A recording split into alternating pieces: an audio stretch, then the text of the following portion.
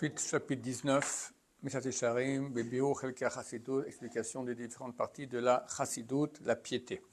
Le Rav ici s'occupe de nous expliquer l'honneur et le respect qu'on doit faire aux choses qui appartiennent à Dieu, ça veut dire à sa Torah, à ses mitzvot, et il nous dit, Obechlal Ze est inclus en cela, Hanikayon Vatahora, la propreté et la pureté, Atzechal Divre Torah, nécessaires pour les paroles de Torah. Shola Sogba, Afilu, Birur, même de ne pas s'occuper de Torah, donc pas étudier, même en penser dans les endroits qui sont sales. Donc c'est une mission de la Torah, c'est marqué Vaya Machanecha Kadosh. Ton campement sera saint. Hashem Elokecha mitalech b'machanecha, car l'Éternel ton Dieu va dans ton camp. Dieu est parmi nous. Maintenant, de là, on apprend qu'on n'a pas le droit de même penser des paroles de Torah, dans les toilettes par exemple, face à l'excrément, ou par exemple, ici en été, un temps il va encore la grande poubelle en bas, alors quelqu'un il va au balcon, il parle Torah avec son chavouta, mais là en face alors si c'est simplement des tomates qui ont été jetées, ça ne fait rien, mais si c'est de la viande qui commence à pourrir, d'accord, en fait, est inclus dans cette interdiction tout ce qui est excrément, tout ce qui est urine, et tout ce qui est chose qui pue parce qu'elle est en état de putréfaction, d'accord? Même si haut, si on entend. Ouais, c'est même à 3000 mètres, 3000 km, quand on voit l'excrément, ça ne va pas.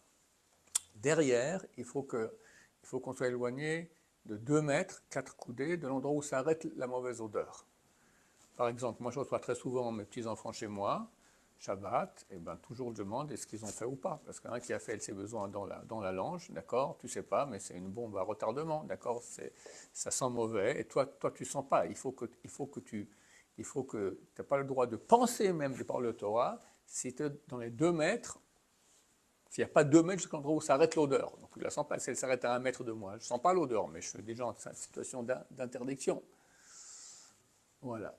Par contre, en ce qui concerne le manque de pudeur, voir les parties d'une femme qui doit être couverte, et les voir, ou l'organe d'un homme, ou les fesses d'un homme, d'accord, ça, on peut penser des paroles, enfin, je n'ai pas le droit de regarder une femme en face, d'accord, mais disons, je vais à la plage, et il y a un homme qui, il porte un maillot de bain olympique, qui coupe ses fesses en deux, d'accord, la fesse, à partir de la fesse qui est à l'extérieur, c'est herva, c'est interdit de dire des paroles, mais c'est uniquement des dire. Ça, c'est un autre interdit. Lo ir'e becha erbat davar. Dieu ne verra pas en toi une nudité, mais c'est erbat davar. Davar signifie une chose, signifie aussi parole. Donc, faire attention à cela. Le Rabbi Yitzhak Bashaul disait la chose la plus dure pour un Ben Torah, c'est pas penser des vrais Torah dans les toilettes. Quand par exemple dans une souguia, tu réfléchis, tu vas aux toilettes, c'est très dur de ne pas y penser. Alors, il faut trouver des moyens de penser à autre chose dans les toilettes. Moi, par exemple, je commence toutes les villes que je connais par A. Je pouvais en faire 20 comme ça, d'accord, après par B, après par C. Là, ça s'occupe de ma tête et quelque chose. Sinon, notre pensée, elle va qu'il y a des choses qui peuvent... Et c'est interdit de la Torah, c'est un problème. De plus, le Rav continue. Velo be'adaim shenem nekiyot. Et pas aussi étudier avec les mains qui ne sont pas propres. C'est extrêmement courant. Quelqu'un se gratte les cheveux, il faut faire une certaine daim. Quelqu'un avec le petit doigt, quoi sur le petit doigt de la Gemara pour se gratter dans les oreilles. Il se gratte dans les oreilles, il faut se laver les mains. Il se cure le nez, il faut se laver les mains, il a touché ses chaussures, il a touché une partie de son corps il s'est gratté le mollet, d'accord, le mollet, c'est une partie qui est couverte. Tout le monde... Les chaussures juste en dessous, non? Ou toute la chaussure. Voilà, donc Baba Saleh, quand il étudiait, il avait près de lui une grande jarre pleine d'eau. Pour pas qu'elle essaiera de se lever, partir, tout ça, il fait une siataïm sans cesse. Et comme écrit le Chazonish, c'est le secret de la kedusha, de la sainteté. L'eau, avoir les mains propres, c'est un grand secret pour arriver à la sainteté, Bezrat Hashem. Donc faire attention à cela parce que la paresse, elle est énorme et les dégâts sont énormes aussi parce qu'on étudie la Torah sans sainteté. Sans parler, tout ça c'est à côté de ce que le Rav parle. Le Rav, lui, il dit simplement par égard, par respect à Dieu. Tu mets les doigts dans le nez, après tu dis les paroles de Dieu, ça ne va pas. Et déjà, les sages d'Israël ont beaucoup multiplié les avertissements à ce propos dans beaucoup d'endroits. Au Binyan, l'homme de Torah, en ce qui concerne les étudiants de Torah. Donc le kavod, l'honneur qu'on doit leur faire. Hine Mikra Katuv, il est écrit Mipne Sevatakum, Vadarta Pne Zaken.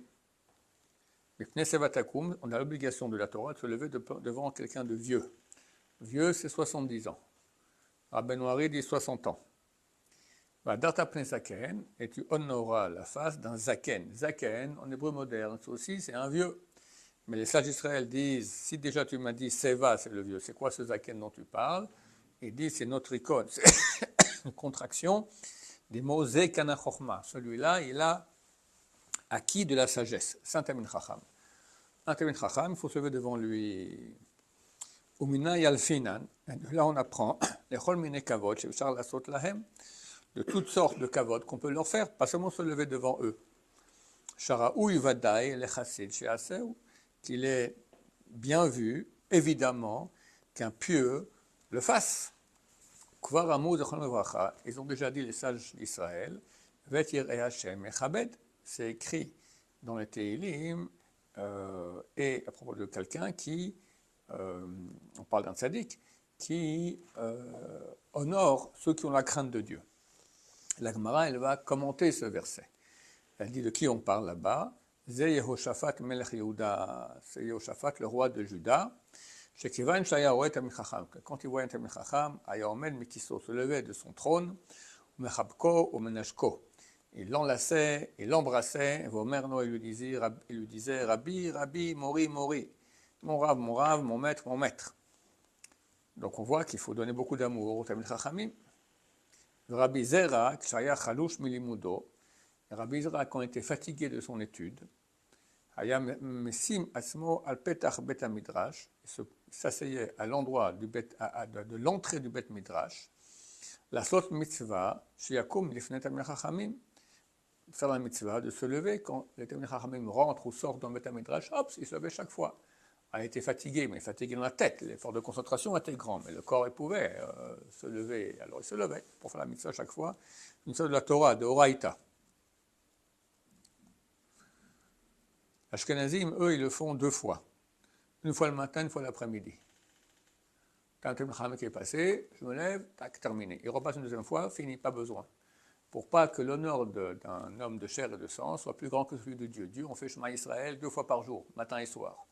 Donc les Chacham aussi comme ça. Mais Ashkenazim, mais Saradim, même 1000 fois par jour. Comme ça, Shaoul, il faisait des revisions dans une synagogue quand il était jeune. Il y avait un Talmid Chacham. Le Talmid Chacham ne se rendait pas compte, il se levait, puis il ne descend pas. En réfléchissant comme ça. Chaque fois, le Rav, il se levait. Rav Ben Sacham Ben Sion, t'es jeune, il se levait chaque fois. Enfin, il a changé de synagogue, ça devient insupportable, d'accord? Lever, assis, lever, assis, lever. Mais il n'est pas resté là-bas, il s'est dit, j'arrête. C'est une mitzvah de Horaïta, de la Torah.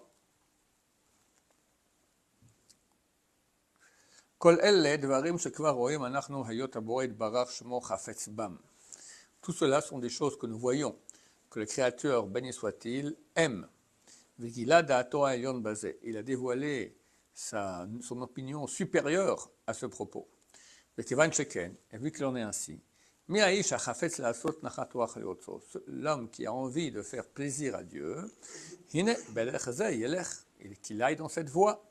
Mais aussi l'écart qui rajoute là-dessus, avec tout ce de combine, la sot hayashar lefanav itbarach pour faire ce qui est droit devant lui, béni soit-il.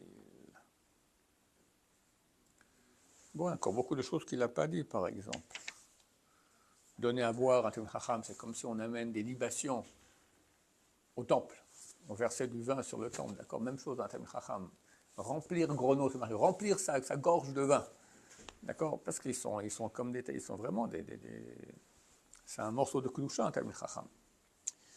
Au Bechal est inclus là-dedans, Kmochen, de même, Kibud Bet HaKnesset ou Bet HaMidrash, honorer la synagogue et le Bet HaMidrash. She'en dai shelo inhag bahem kalut rosh.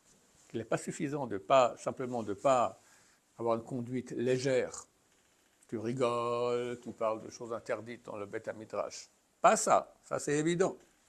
Et là, j'inhag bahem kol mine kavod ou mora. Mais qu'il ait une conduite là-bas de toutes sortes de respect et de crainte. Bechol minhagav ou bechol pe'ulotav, dans toutes ses conduites et dans toutes ses actions. V'chol ma shelo haya oseh be'echal melech gadol, et tout ce qu'il n'aurait pas fait dans le palais d'un grand roi, lo yaseh bahem, qu'il ne fasse pas ça dans la synagogue. Et c'est une interdiction terrible. D'abord, c'est de la Torah.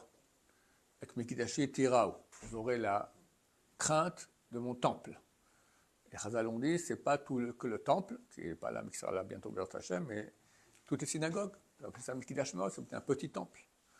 Et donc, il faut avoir la crainte, Mikidashi Tiraou. Interdiction de parler quoi que ce soit, si ce n'est pas ou Torah ou mitzvot.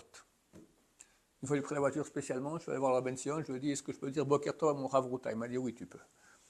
Parce que ça, c'est derrière, c'est la façon normale. Mais commencer à parler de tout ce qu'on peut parler, si ce n'est pas Torah mitzvot, c'est de la Torah, interdit de la Torah. Le Kaf HaChaim, il rentrait toujours le dernier dans la synagogue et partait le premier. Au milieu de Shabbat, déjà, il était dehors. De peur que des gens viennent, c'est un grand rabbin, lui poser des questions. Et peut-être, du fait qu'on parle de questions, on va déborder après, parler de choses qui ne sont pas de Kedusha. Il fait super attention à ça. C'est très très difficile. À moins que, lorsque les responsables de la communauté, ils ont loué, ils ont acheté la synagogue, ils ont décidé qu'il n'y aurait pas plus de sainteté. Ils ont fait un tnaï, une condition qu'il n'y aurait pas plus de sainteté qu'une cuisine. Dans ce cas-là, ça va. Mais allez savoir s'ils l'ont fait. D'accord? Ici, on ne l'a pas fait. Non. On n'a pas fait. Il y en a qui disent qu'en terre d'Israël, on ne peut pas faire ça. Il y en a qui disent que oui. Baba Meir, son shamash raconte que lorsqu'il arrivait près de la synagogue, alors il lui tenait la main son shamash, il se mettait à trembler. Il se prépare à faire la mitzvah, mais où je rentre maintenant dans l'antre de Dieu. D'accord? Il se met à trembler. Voilà, c'est un grand moussard pour nous. Baruch Adonai, l'olam, amen, amen.